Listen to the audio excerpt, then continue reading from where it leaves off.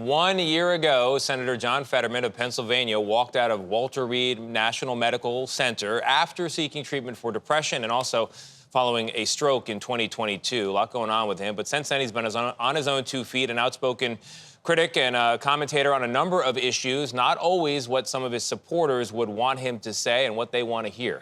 Senator John Fetterman joins us now. Senator, thank you very much for being here. Yeah, it's so great to be here, yeah. We should point out you have the iPad in front of you and a stenographer working over there in the corner. The lingering effects of the stroke mean that sometimes audio processing is difficult. It is, and it's really just about captioning.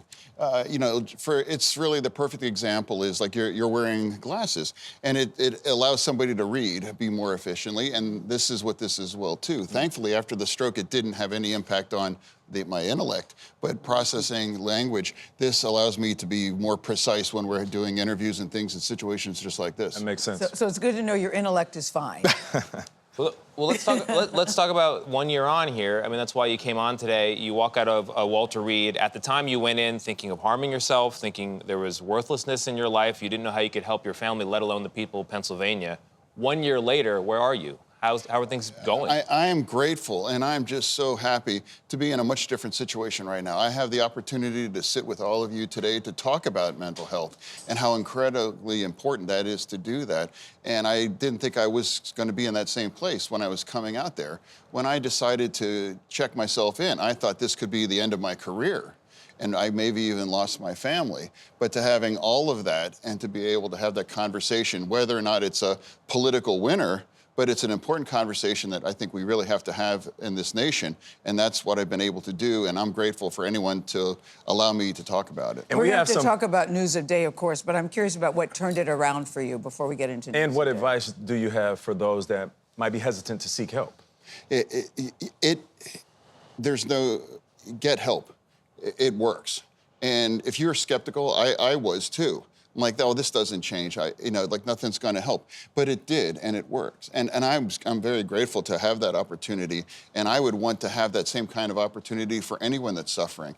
But I'd also want to remind that that is a red county problem, and that's a blue county one. And it's like, and if it maybe not be you, then it's somebody that you love, somebody that you know, somebody that you work with, that they're having these kinds of issues. And we really need to have that conversation and to make that part of health overall, because that is just part of the health conversation overall. So let's have a hard conversation about Israel and Gaza and what's going on there. Everybody agrees Israel has a right to defend itself. Hamas attacked them. Hamas has to go. It's the means and the methods that people are in agony over. They see the thousands of dead children, the thousands of dead civilians, and they wonder, is there no better way to do this, Israel? I know you support Israel's efforts. Do you see an alternative?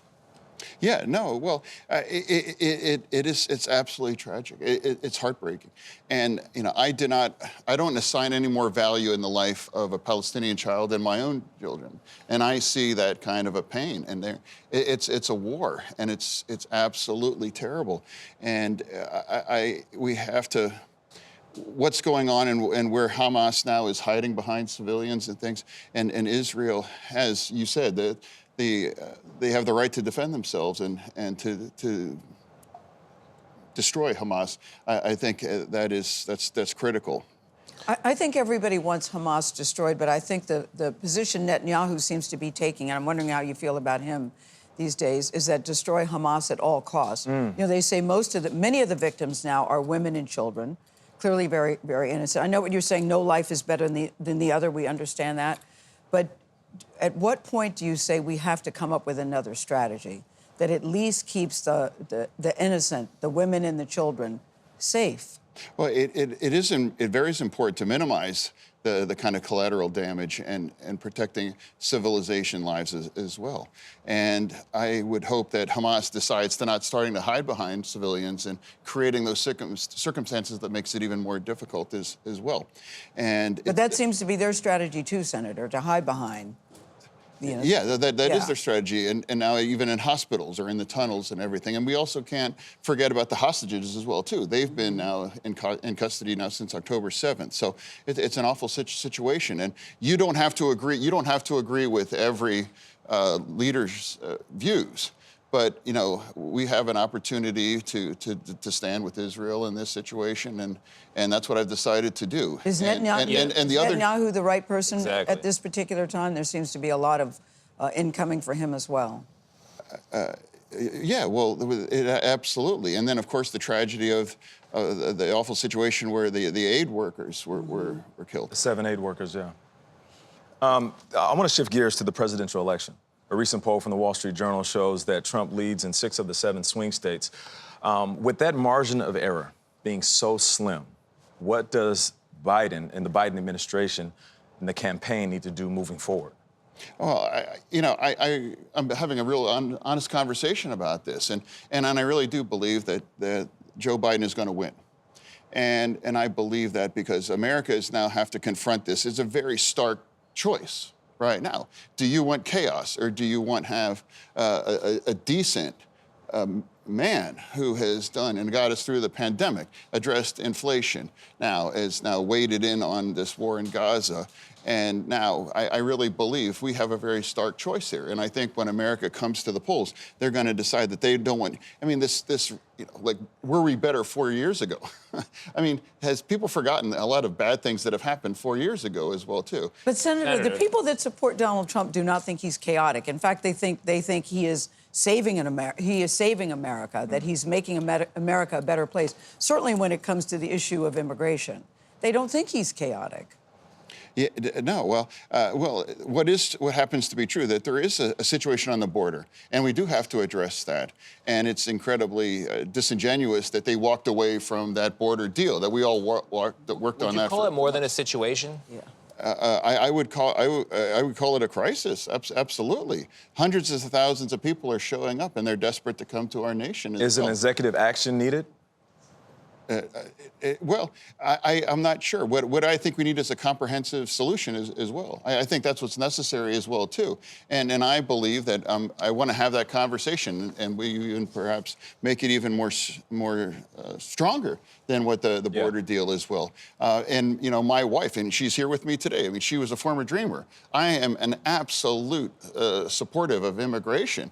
And I think two things are true at the same time, that we can be very supportive of immigration and celebrate immigration, but we also need a more secure border. And I think we need to achieve that. Katie Britt, Republican senator from Alabama. She's fallen under a lot of criticism after her rebuttal to the State of the Union. People were making fun of her. People were saying mean things about her. You actually reached out to her when you were in Walter Reed, invited her to visit. She did visit with you. Yes. Why'd you want to do that? And what's the message that the two of you have about, I guess, bipartisanship and also support for people with mental health problems? Yeah. Well, she actually did visit me at Walter Reed, and we've been a friend. And she has a beautiful family as well, and people don't realize what's behind a lot of the headlines as well. And her children were visiting D.C. as with their whole class, and this was all before all that happened with the union. State speech, and their children. I saw the kind of pain that they were in when having all of this happen, and my own children were part of the headlines, the national headlines, and nothing is so heartbreaking when children are like, please don't, I don't want to go to school today because of all that. And people have to remember that there's always going to be kids in those situations that they never signed up for that kind of a situation as well. And I would never pile on, and I would just acknowledge that it was a difficult situation, and the family are actually part of all of it. Yeah, and I'm sure she appreciated it, that's for sure. Senator Fetterman, thank you so much for joining us. We appreciate you.